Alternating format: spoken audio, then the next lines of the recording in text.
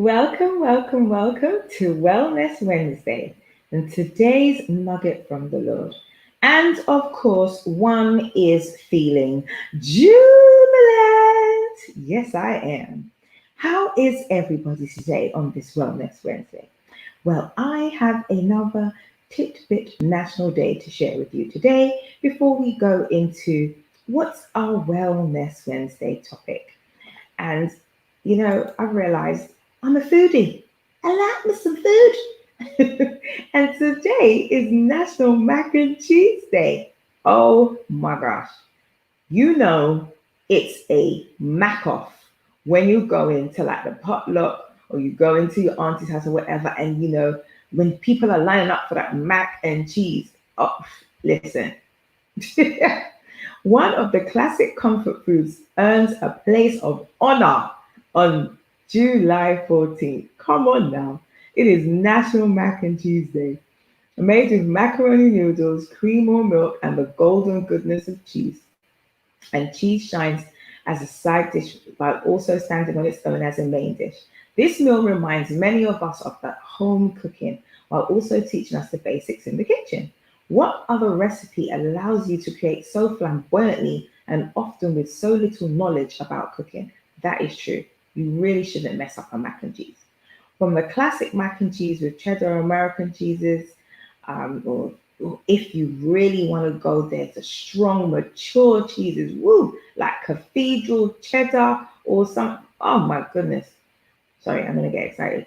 So spicy cowboy mac and cheese. You can have jalapenos, but there's a combination for everyone. Mix up the cheeses or load up on seasonings. It's easy to get a toasty crust.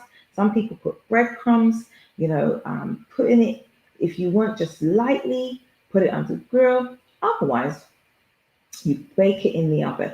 And one of our favorites, especially for the Caribbean islands, many of them will say macaroni pie. Macaroni cheese, it don't matter what it is, it just tastes good. Mac and cheese offers a multitude of ways to enjoy it. Now, I don't know about this one as a soup. That ain't right. It warms us up after a long day. Nope, not like that. Stuff it inside a meatloaf or a burger for a meal made for a hungry, busy family. Okay, they doing too much. Roll up bite-sized bits in breadcrumbs. Now those are nice. Macaroni cheese fries. Ooh, lovely. And deep fry for mouth-watering appetizers. But your favorite mac and cheese between two slices of bread? No, it's heart attack. Then put into a panini press for some grilled yumminess. Whether we like it mild or spicy, mac and cheese has us covered. Okay, they begin to make me think that this is a corollary waiting to happen. Besides, being simple to make, mac and cheese enables us to experiment with other flavors that we also enjoy. So take the time to break into your kitchen skills with mac and cheese and it makes us look good. Sometimes you can, you know, just do that. So celebrate mac and cheese not only because we love it, but because it's even helped some of us how to learn to cook. How do you observe it? Enjoy some mac and cheese, experiment with different cheeses, try it with toppings. Don't hesitate to break out of the normal routine. This is no time for ho hum. It's a celebration of a food that's not only convenient, but is versatile and delicious too. Yay for mac and cheese! We love some mac and cheese. So, yes, go out there and make you some mac and cheese. So, it's Wellness Wednesday, people. What are we going to be talking about today? How to help hurting people. In I can never pronounce this thing. Ecclesiastes. I did it. 10, 12. Words from the mouth of the wise are gracious. Are you easily hurt? Do you hurt other people without intending to? Three things cause that. One, you speak out of your own hurt. German poet Hermann Hesse wrote, if you hate a person, you hate something in them that is a part of yourself. What isn't part of ourselves doesn't disturb us.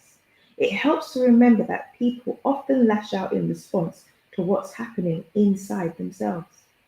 Two, When we're hurting, we get touchy, sensitive. Let's say you ignore a splinter in your finger and it gets infected. Someone brushes up against it and you howl with pain. You hurt me! However, the real problem is the splinter that you neglected to address. Hurting people overreact, over exaggerate, and over protect. They also over influence. Counselors who deal with couples in crisis say that emotionally one spouse throws up and the other cleans up. Usually, the one with the most pain does the most damage. 3. Getting over our hurt takes time. Quick fixes don't work. And the kindest thing you can do when someone's hurting is to show them you care. And if they're willing, to help them work through their issues and get beyond the pain. Good things can come from bad situations, which I know sounds crazy. A cleaning company working on a sewer line under a city street found 61 diamond rings, numerous vintage coins, and silverware. It was a most unpleasant job, but the workers were allowed to keep the valuables they found, and they became millionaires. You may have to deal with some pretty nasty stuff, but in the process, you may discover some treasures that you didn't know existed. And after all your hard work, ends up with great relationships. And I looked at that today and I thought about it. And especially as many of us haven't had time to interact and do as we normally would because of lockdown and isolation and all kinds of banganglements that we've had over the past 18, maybe 24 months. I realized how many people have been hurting. And this time has actually flagged this up and highlighted it. People have stopped talking to people due to the fact that they maybe didn't give them the attention and they couldn't have the same interactions. Friendships have actually been made because people have reached out to others. But either way, people are sensitive right now. People are hurting from loss, hurting from separation, hurting from isolation, hurting from loneliness, hurting from division, hurting from the new white hope, the vaccines. People are hurting because some people have taken it and some people haven't. And the ones that have taken it feel like they're doing good for the greater of mankind. And the ones that haven't done it, they're the ones that are now going to be harming the nation because they haven't taken the vaccine. And the people that haven't taken the vaccine feel hard done by because now you're forcing me to take and be a part of something that I'm not that comfortable with and maybe I'm not sure about. And I want to wait until I feel confident in the process. Why are you forcing me? Vaccines have never been mandatory. So why now are we forcing this on people? And now we are creating a division within our homes, in our communities, within our workplaces, within our friendships, because we have the haves that have had the vaccine and the have-nots. That is not a positive place to be, people. That is not a positive place to be. And it's hurting us. It's hurting people. And we have to wonder why our governments are pushing and driving so hard for people to all take. I mean, look at the effort that Biden is going through to people to take the vaccine. You're getting discounts. Even people in the workplace, you're getting season tickets for taking a vaccine. We've been taking vaccines from we've been kids. What's so different? And this vaccine isn't just the one vaccine and that's it. This vaccine, you then got to get boosters and take it next year and the year after that because it is going to be just like how we have to deal with the flu.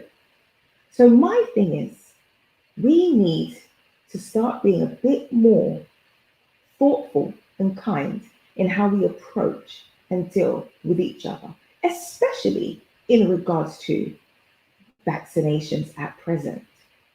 Also, remembering that many have lost loved ones, many have been isolated, children and young people who have been in and out of school have found it difficult to readjust. How do we continue to be supportive, kind in our words, and how we deal with one another and our young people? Also, what about the parents? What have they gone through?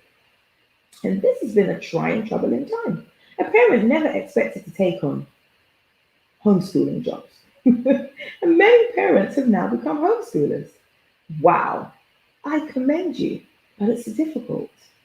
And then also to the people who've lost their jobs. Many have lost their jobs and their employment and their businesses because of the coronavirus. And on the other hand, many have become bountiful. Many have businesses have grown, many have adapted and changed and moved to the new environment. And business is booming and growing. But either way, there are still people who have lost their jobs and they're being laid off and they're fearful of where they're going to get another job and how they're going to take care of their families.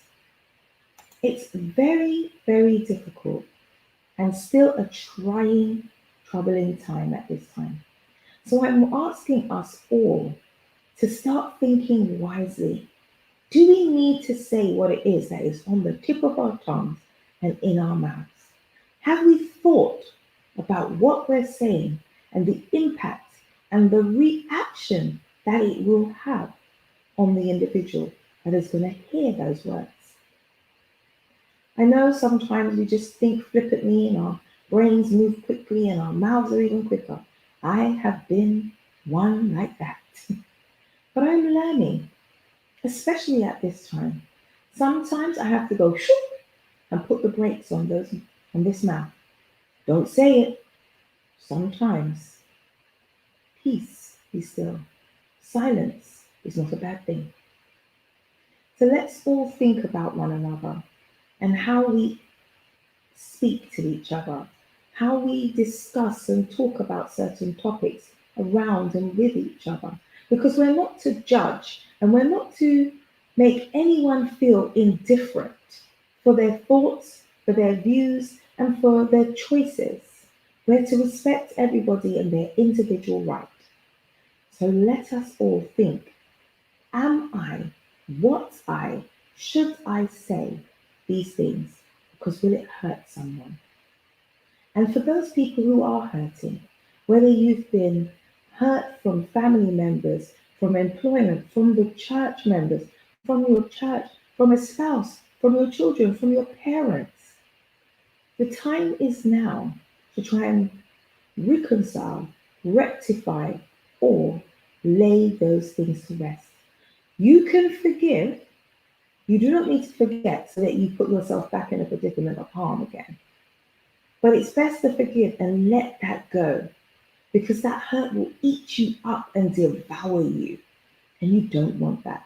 You want to live free. You don't want to allow anyone else to have the power over you. Let go. It's just not worth it. Let's pray. Father, thank you so much for your love, for hearing and for answering prayers. Father, as I come before you today, there are so many under the sound of my voice that are hurting. So many that people have been wronged. So many that were a family member, a parent, a friend, a spouse, anyone. We just don't think sometimes before we speak. And the words that we say have such impact. They hurt more than blows oftentimes because they can be repeated over and over and over again in our heads. So Father, please, let us think about each other. Let's think about the words that we say. Let's think about the impact that it can have on someone's life and be so detrimental to destroying their confidence and their well-being and their mental health. Thank you so much for giving us these opportunities for change, for making a difference in each other's lives, and to unify at such a time as this.